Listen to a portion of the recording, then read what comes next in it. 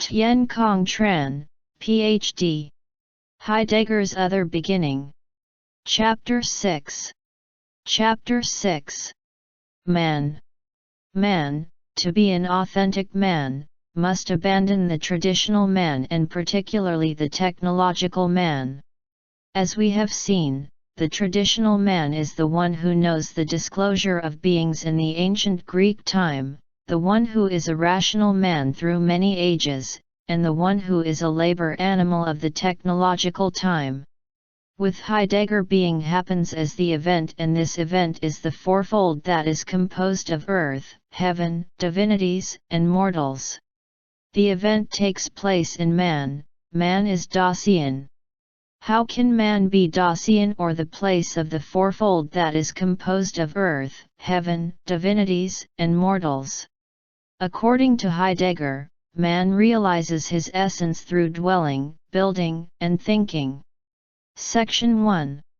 Dwelling. Being happens in man's existence. This existence can be named dwelling. Heidegger looks for the meaning of dwelling, and he finds that, from a long time, to dwell means to be at peace, to be brought to peace, to remain in peace.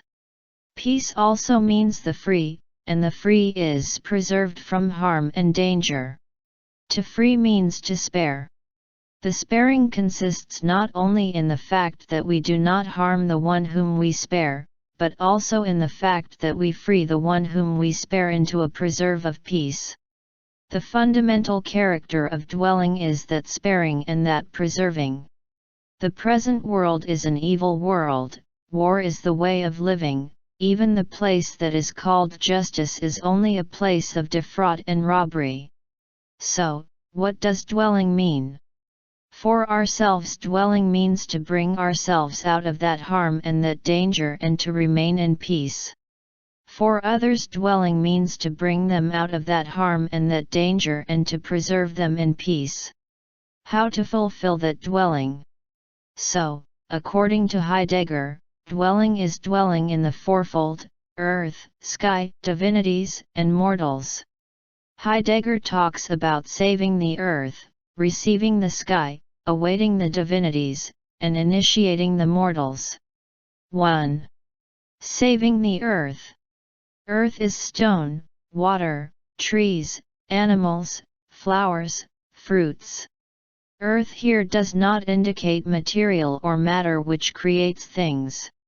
Earth here indicates earth of living or earth on which man dwells.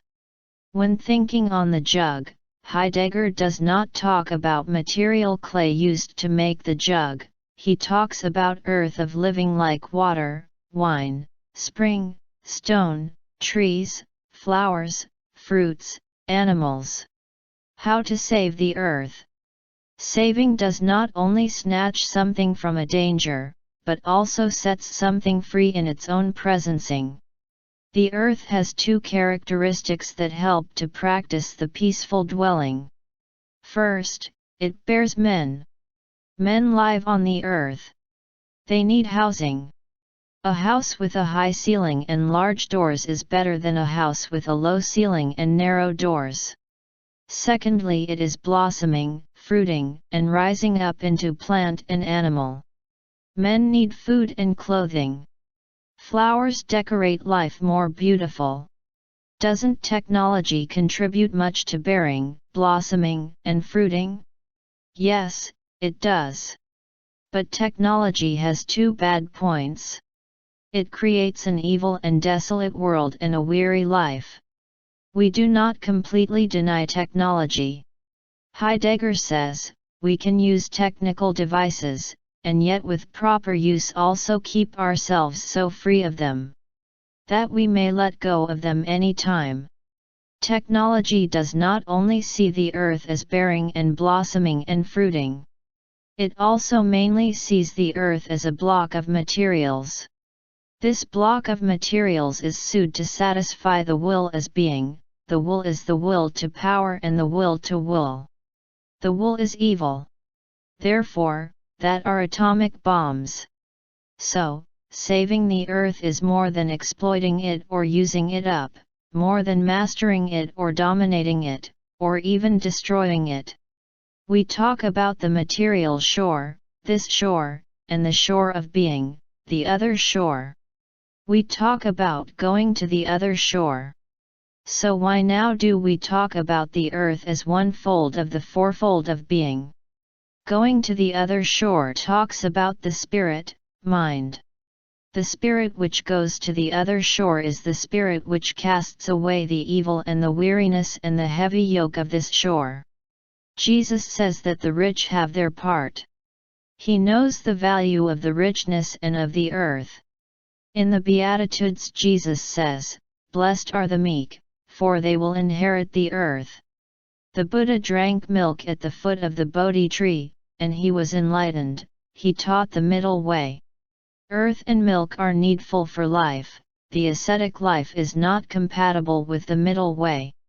One of Confucius' works is titled The Mean. The mean is the harmony between the material shore and the shore of being, between the earth and the heaven, between man and God.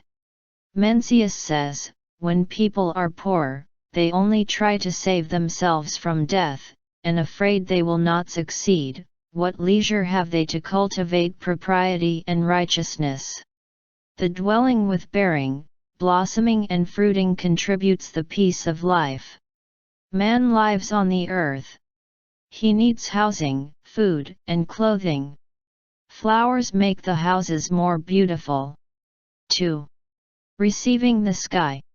The sky is the road of the sun, the movement of the moon, the blinking of the stars, the light and the evening of the day, the darkness of the night, the moderation of the weather, the flying wind and the blue of the air, the 4 seasons of the year and their change.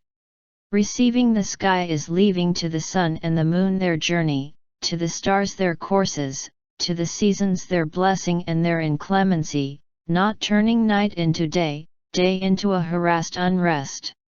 Favorable rain and sunshine cultivate good harvest, the blossoming of flowers and the fruiting of trees.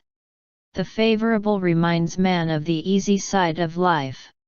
The high sky elevates the mind from the low earth, serenity is distinguished from heaviness, the noble is separated from the mean. Confucius writes about the hexagram heaven of the Book of Change, the heaven is high, the earth is low. Thus hexagram heaven and hexagram earth are determined. The high and the low are set out, the noble and the mean have their places.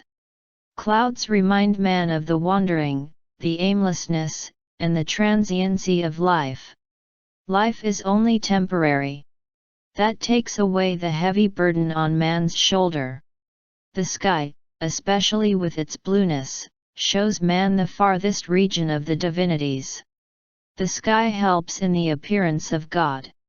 When talking about Hölderlin, Heidegger cites thunderstorm is called the existence of God. God is in the sky. The blue of the sky brings up the holy. Man lives with the sky above, that means he lives with God above. 3. Awaiting the divinities. In hope, mortals hold up to the divinities for what is unhoped for. They wait for intimations of their coming and do not mistake the signs of their absence. They do not make their gods for themselves and do not worship idols. In the very depth of misfortune, they wait for the good fortune that has been withdrawn. The question of gods in Heidegger's thought is complicated. When I was a student, I was taught that Heidegger is an atheist. According to Heidegger, the present world is atheist. In the present world the old gods have flown away, and the new gods have not arrived yet. The loss of the gods is the condition of indecision about God and the gods. Christianity is chiefly responsible for bringing it about. There are churches and followers, but that does not guarantee that there is God. According to a survey, when the followers leave the church and go home, they live with worldly desires like the non-followers. One day I asked a priest about the problem and received his reply, "Not home, at the parking lot that happens already. Indeed, Heidegger talks about the last God and then the fourfold, earth, sky, divinities, and mortals. He also talks about the holy in the Greek world, in Judaism of the prophets and in Jesus' teachings. Therefore, he is not atheist. According to Heidegger, Christianity, to make itself modern and up-to-date, reinterprets its doctrine into a worldview. A worldview is a view from humans and from human experience. Humans take the decision and God is not the master. Therefore, God must go away. God in Christianity appears under two images, the Creator and the Holy Spirit. The Creator creates earth and heaven and all things, so, the Creator is God of this shore. The Holy Spirit is God of the other shore. The Creator's role is more prominent than the Holy Spirit's. Therefore, the followers pray more for material graces, recovery from sickness, becoming rich, getting a good job, success, getting married as wish, worldly, peace. One day in a mass the priest asked a 10-year-old boy about what he wanted from God. His answer was, God makes him rich. One day I opened the television and heard a minister's sermon. He asked checks of $55 from his followers because he was praying God for 300 of them to become millionaires. God becomes the one who satisfies humans' worldly wishes. Traditional God is God among beings, a being among other beings, the highest being, a being with all powers, a superbeing of superbeings, the creator of all things, the final cause. Heidegger is not atheist. We can say Heidegger is atheist if God is understood in the meaning of Christian God. For Heidegger, Christian God is not enough divine, because he is the God of this shore, not God of the other shore. Heidegger talks about the last God. Heidegger's last God is God of the shore of being. The fourfold includes divinities. But what is the character of the divinities? Divinity is the holy. The divinities and God are from the holy. If they are not holy, they are no longer divinities and God. Lucifer lost his holiness and became a devil. Man's living with divinities is living in the holy. The holy plays an important role in Heidegger's thought. Heidegger says Hölderlin is the poet of the holy. The present world is evil, and the holy is absent in it. The holy is on the other shore. Many times, we talk about God and forget the holy. But if God is not holy, he is no longer God. True living with God is living in the holy. God is more compared with love than with the holy. Love is often counted as the highest point of life. Love effaces hate, let's bring love into the place of hate. To live with love is to live in happiness, and to live with hate is to live in suffering. God is love. God is love is often explained as God loves mankind. But this explanation has a serious contradiction. If God is love and almighty, why are there so many sufferings? A priest can say that he only responds to the woman's love, even when this is a married woman. God is love should be explained that if a man lives with love, he lives with God or in the kingdom of heaven. The holy helps us to see God more clearly than love does. To love money, sexuality, and fame is also love. The holy is on the other shore, while love can be on this shore or on the other shore.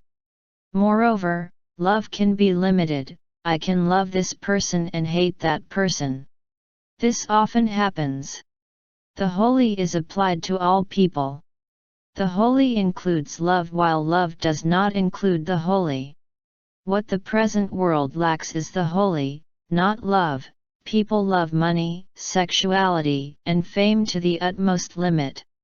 People need the holy. Hölderlin talks about demigod. A poet should be demigod, between God and man. The holy brings the healing. God says a word and a man will be healed. A holy soul is a healed soul. So, when a man finds that his soul is not healed, he should know that he does not dwell in the holy. When a man's soul is healed, he attains the peaceful dwelling. 4. Initiating the mortals.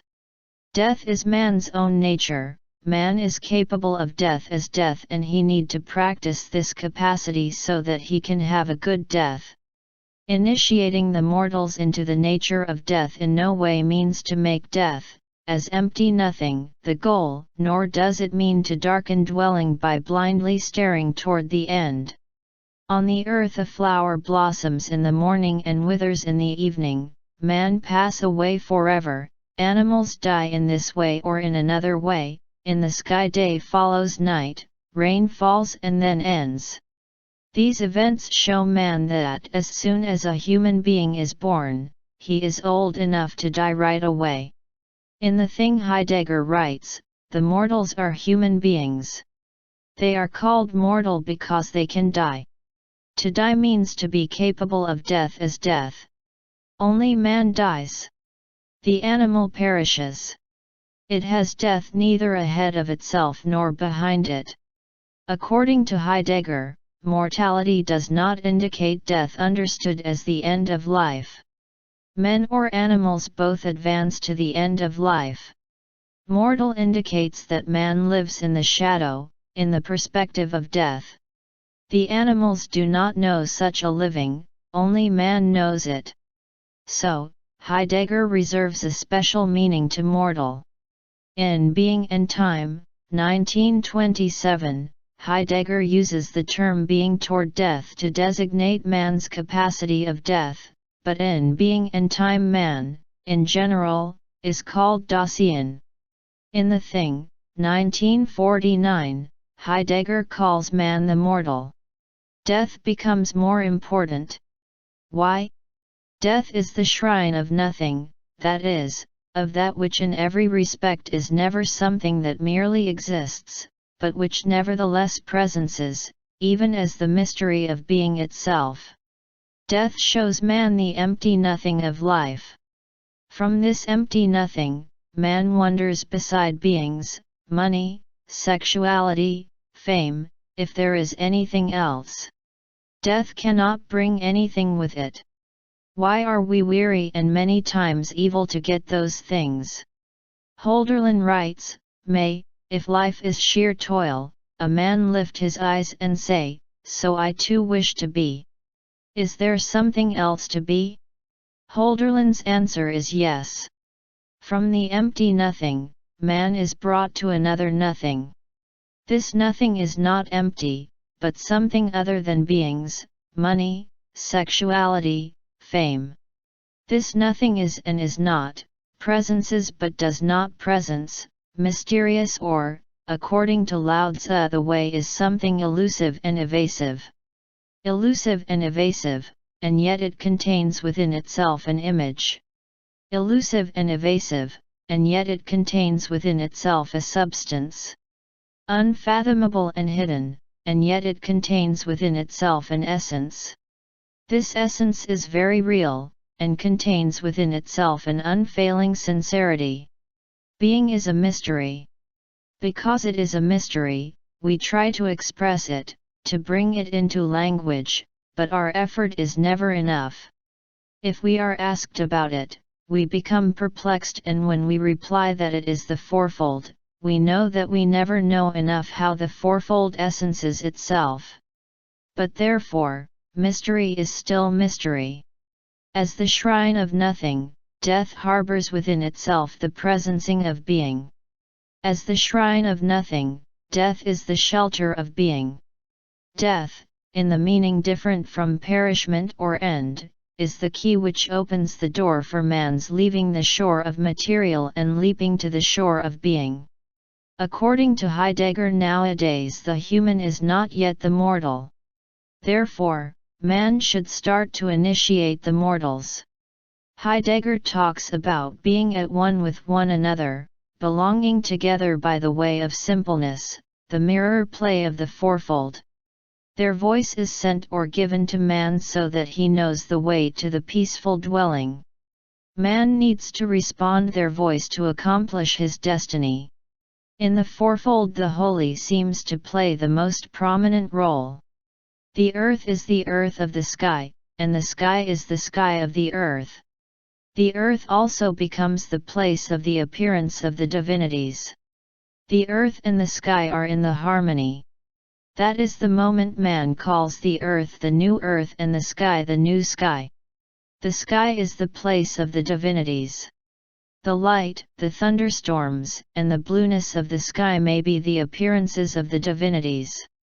The immortal divinities come down to the earth so that the mortals see their mortality in comparison to the immortality of the divinities. The sky and the divinities elevate the mortals so that the mortals see the holy. When the earth is the earth of the sky, it becomes the shelter of the holy or the divinity of God. Living with the fourfold, man become demigod. In his dialogue with Hölderlin, Heidegger insists the role of the poet as demigod. The poet brings into language the holy on the earth, the divinities appear on the earth.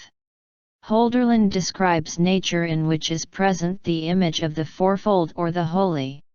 On holidays Hölderlin sees the harmony between God and man.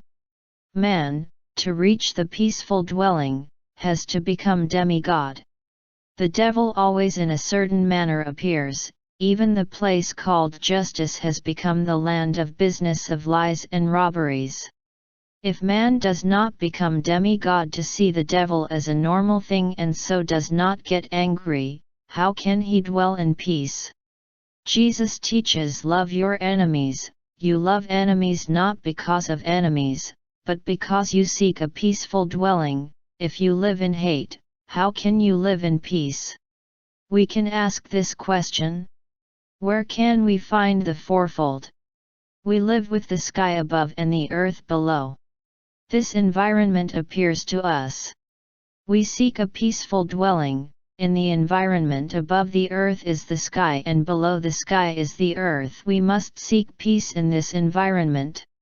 We are very lucky because the environment has this precious character. It shows us the way to peace, happiness. We seek and we will find. We have the choice to choose that way. The way is not created by us. The way is given to us. Each of us has freedom to make the decision for his way. Each decision is a part of the way. The way happens as our decisions. The way is not a present at-hand thing. However, when we look at the earth and the sky, we see not only good things but also evil things. The earth has earthquakes, foods, aridness. On the earth beasts kill one another, humans treat badly one another, sometimes more badly than beasts. Wars, killings, imprisonments, rapes, robberies, lies, tricks. The earth has ghosts. So many violences and sufferings daily take place on this planet. The sky has storms, inclement weather. The sky's inclemency reminds man of the weariness of life. Life is weary. Hölderlin asks this question, may, if life is sheer toil, a man lift his eyes and say, so I too wish to be.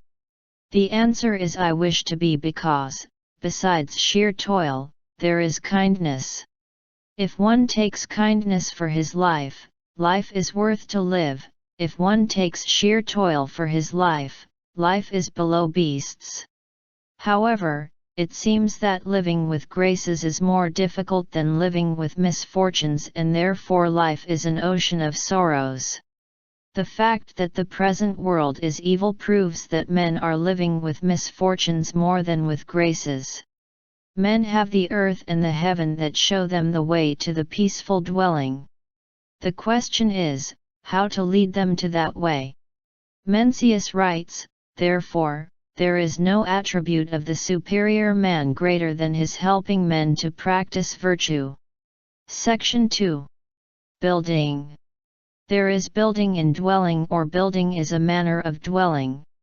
In dwelling building thinking, Heidegger talks about the building of a bridge. The bridge swings over the stream. Hence the banks emerge as banks. A landscape lies behind the stream and two banks. The bridge brings the stream, the banks, and land into a neighborhood. The bridge gathers the earth as landscape around the stream. The waters may wander on quiet and gay. The sky's floods from storm and thaw may shoot past the piers. The bridge is ready for the sky's weather and its fickle nature. The bridge lets the stream run its course and at the same time grant their way to mortals so that they may come and go from shore to shore. Bridges lead in many ways. The city bridge leads from the precincts of the castle to the cathedral square. The old stone bridge gives to the harvest wagon its passage from the fields into the village. With the bridge, mortals strive to surmount all that is common and unsound in them in order to bring themselves before the hailness of the divinities. The bridge gathers before the divinities. The bridge gathers to itself in its own way earth, sky, divinities, and mortals. We can wonder that we, in our use of things, do not see earth, sky, divinities, and mortals. Our wonder seems correct. The philosophers of metaphysics themselves do not see the fourfold. How about us as ordinary people? We can say that not all things clearly gather the fourfold. But we live with the sky above and the earth below, and we relate to things in our living with the sky above and the earth below. In the sky there are divinities, and the ruler of heaven. Nowadays advanced science makes the ruler of heaven disappear. On the earth there are humans. The most specific character of men lies in the fact that they know they can die at any time, therefore, they can be named mortals. The bridge is a built thing. The bridge is the place of the appearance of the fourfold. It is the place of the gathering of earth, sky, divinities, and mortals. Only such building is building from the fourfold understood as peaceful dwelling. Making a bomb for killing is not such building. Besides the meaning of building as building a constructed work, building also has the meaning of cultivating of things which grow up by themselves. Building as cultivating also comes from the peaceful dwelling. However, building as cultivating of a poisonous tree is not good. Section 3. Thinking. What is the thinking of the peaceful dwelling? This thinking is to bring being as the fourfold into language. Thing expresses being. Thinking like metaphysics or technology is not thinking from the peaceful dwelling. How to bring the fourfold into language? Heidegger talks much about language. According to Heidegger, the essence of language is to express being. Being and time is not completed because the language Heidegger uses in it is the language of metaphysics, and this language is not enough to express being. Being is the event happening in man. Therefore, man has some understanding of being or an attunement to being. Being takes place in man, or, in other words, being speaks to man. Language is the voice of being to man. Language is of being and from being. Heidegger says, language is the house of being. Because language appears only to man, only man speaks or has language. Other animals do not speak and do not have language. Who responds to the speaking of being? People talk about no language. Being is beyond language or something that cannot be talked about. One who attains to being knows it, but cannot express it. Heidegger does not belong to this standpoint. There is the speaking of being and he tries to express it. Each of his works is an effort, a step to the expression of being. Being is a mystery. But this statement does not mean that we should leave the mystery to be a mystery. Heidegger is always on the journey to the expression of the mystery. even though he does not know when the mystery will reveal itself, even though maybe the mystery will never reveal itself wholly. People talk about silence. With its concealment, being looks like a silence. Being is so silent that the whole metaphysics does not hear its voice. While Heidegger does not find being in metaphysics, he finds it in the poetry of Hölderlin and Träuchel. Heidegger cites a poem of Träuchel to let us know the language of being. A winter evening. Window with falling snow is arrayed. Long tolls the vesper bell. The house is provided well. The table is for many laid. Wandering ones, more than a few, come to the door on darksome courses. Golden blooms the tree of graces, drawing up the earth's cool dew. Wanderer quietly steps within. Pain has turned the threshold to stone. There lie, in limpid brightness shown, upon the table bread and wine. In the first stanza, language calls falling snow and so expresses the sky. It also calls the vesper bell and so calls mortals coming before divinities. The house and the table remind mortals of their life. In the first stanza, language calls earth, sky, mortals, and divinities. It calls being as the world and as the fourfold. The first stanza calls things to come, and in this arrival of things expresses the world as the fourfold. The first stanza not only calls things but also calls the world. The beginning of the second stanza talks about more than a few wandering ones. They wander to death. They go on darksome courses. They are mortals. A few wandering ones come home, not because of themselves only, but also because others. This stanza calls the tree of graces with golden blooming and the earth's cool dew. The tree of graces brings fruits, holy, saving, loveful ones, from the sky to mortals. The earth's cool dew also contributes to the growth of the tree. In the tree of graces with golden blooming are present earth, sky, mortals, and divinities. The second stanza calls the world to come and come in things. With the first stanza things bring the world, and with the second stanza the world gives things. The world and things are not side by side. They enter each other. They are different, but they are not separate. The world happens in things, and things are as things only when they harbor the world.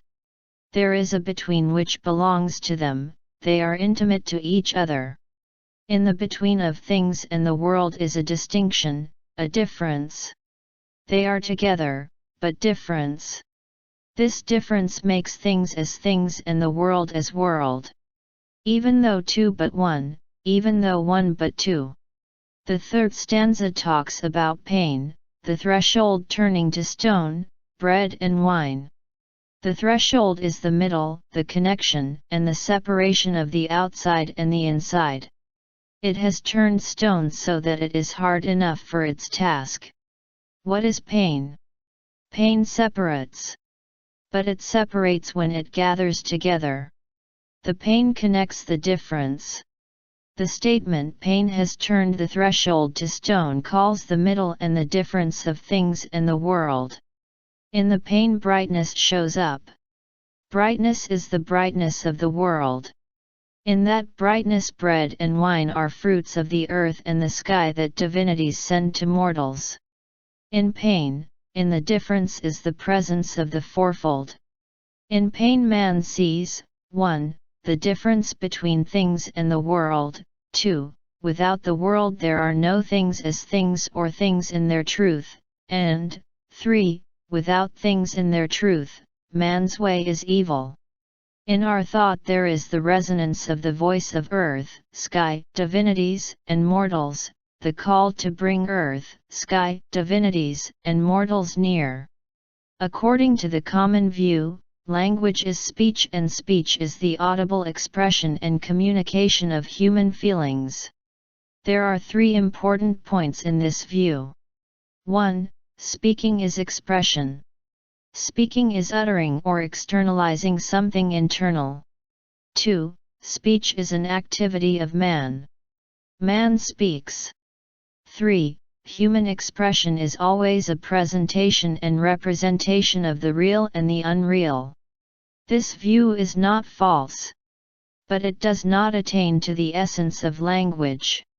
Language is the voice of being, the fourfold. Heidegger says, language is the house of being.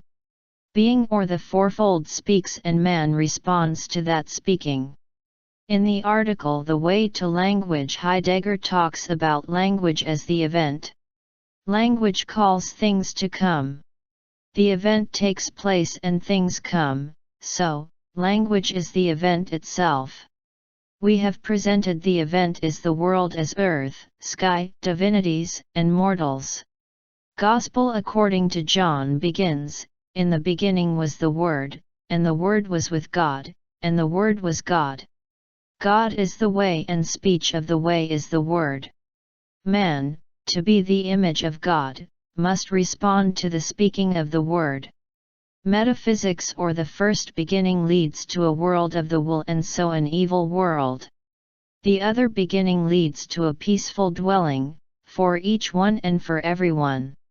Section 4. Calculative thinking and meditative thinking. On the material shore, especially in the technological time, thinking, according to Heidegger, is calculative thinking. Nowadays calculative thinking of beings appears under two main aspects: 1. All beings are placed and planned. 2. Beings, even human ones, appear as standing reserve. The world or nature becomes a gigantic gasoline station, an energy source for modern technology and industry. With calculative thinking, profit is goal. On the shore of being, thinking, according to Heidegger, is meditative thinking. With meditative thinking, being is goal. Being is not beings to be calculated. Being asks for meditation to bring it into language. Section 5. From will to no will. If the shore of beings is the shore of will, the other shore is the shore of no will. On the shore of beings, man lives with his will. Will is the will of the subject. Thought as will begins with Descartes: I think, so I exist. This thought goes through Leibniz, Kant, German idealism, Nietzsche, and technology. With Nietzsche, will is will of preservation of what one possesses and of increase of one's possession. The representatives of the shore of beings is money, sexuality, and fame. This will is called will to power.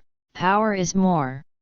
In the time of technology, will is will to will. All things depend on will, in which is power understood as preservation and increase.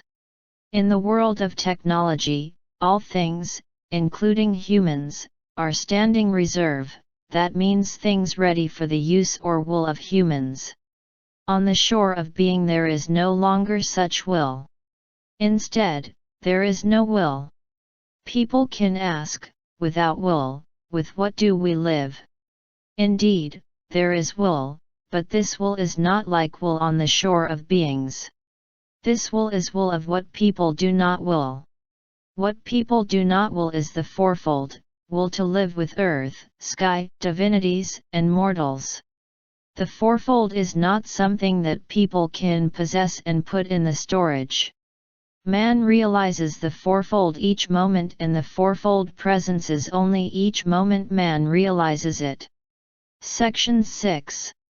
Serenity and peace. Heidegger uses the word serenity. Serenity is Gelassenheit in German. Gelassenheit means releasement. Here releasement is getting free from the absorption in the material shore of weary, heavy and evil. Talking about weary, heavy and evil is talking about unpeaceful. Releasement from the material shore is attaining to the shore of being, shore of easy, light and holy.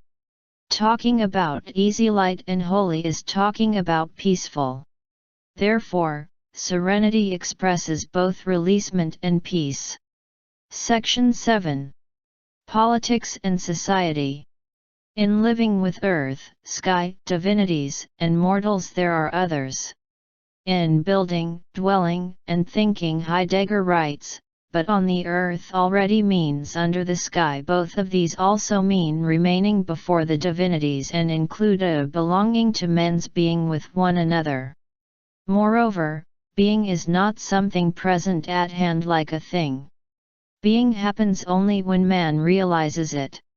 Hence Heidegger, like Hölderlin, needs others to realize being which he expresses.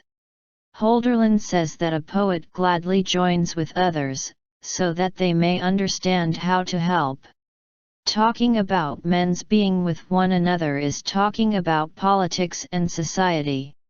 Indeed, when we talk about evil, we talk about others, politics, and society. The question of Heidegger's politics raises many debates. Many people say that Heidegger sympathizes with Nazism. Nazism has a bad reputation because it killed 6 million Jews. In his interview with the magazine Der Spiegel, Heidegger wants to deny his antisemitism, particularly when his teacher, Husserl, is Jewish. Many people depend on Heidegger in this matter. Because Nazism is a socialism, it is possible that at the beginning Heidegger had some sympathy with it. Heidegger's thought tends to socialism. Regarding the course of the history of being, Semitism is sometimes explained as against it or a hurdle to it. Therefore, if Heidegger tends to anti-Semitism, he may not be considered against his teacher or his Jewish friends. The role of a nation in constructing a peaceful dwelling is very important. Everybody is selfish, he takes care of himself and his family first, even though this taking care is harmful to the peaceful dwelling of others.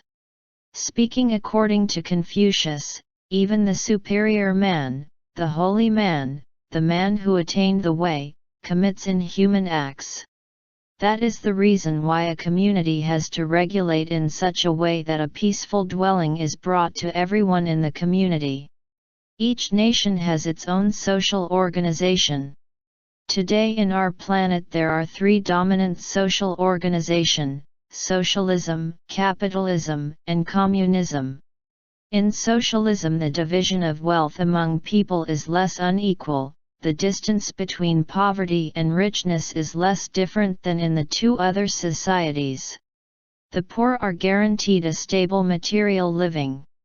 Therefore people do not have to worry much about material living. In capitalism the division of wealth among people is more unequal than in socialism. The distance between poverty and richness is greater than in socialism. The poor are not guaranteed a stable material living. Therefore people still have to worry a lot about material living. In communism the division of wealth among people is more unequal.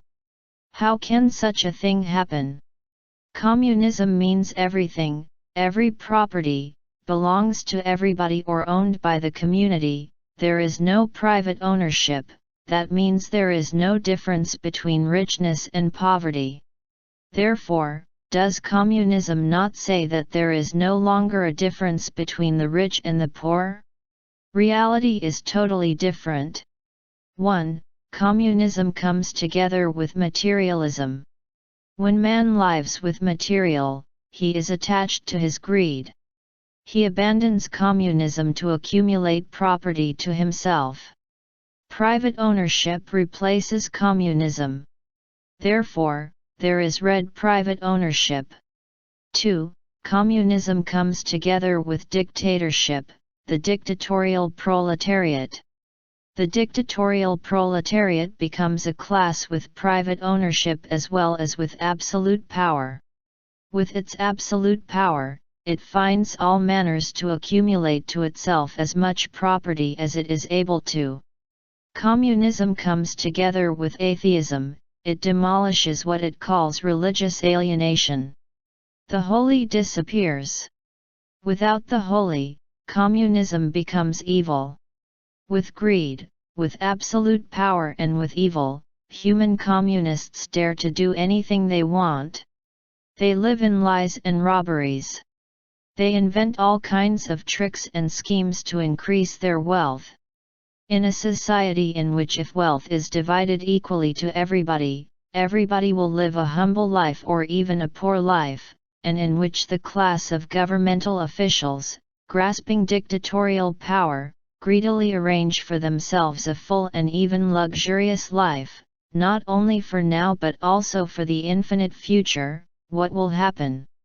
Of course, the majority outside the government must fall into poverty while the lower governmental officials become well off and the higher officials become rich beyond imagination. The class of governmental officials write laws to protect their power and their accumulation of property. Therefore, there is no way for freedom for people and there is no way for no robberies of property from people. Therefore, there cannot be holy communism, there is only evil communism. Besides the above-mentioned social structures, each nation has its own problems. Each nation is affected by the different interests of its different classes of people.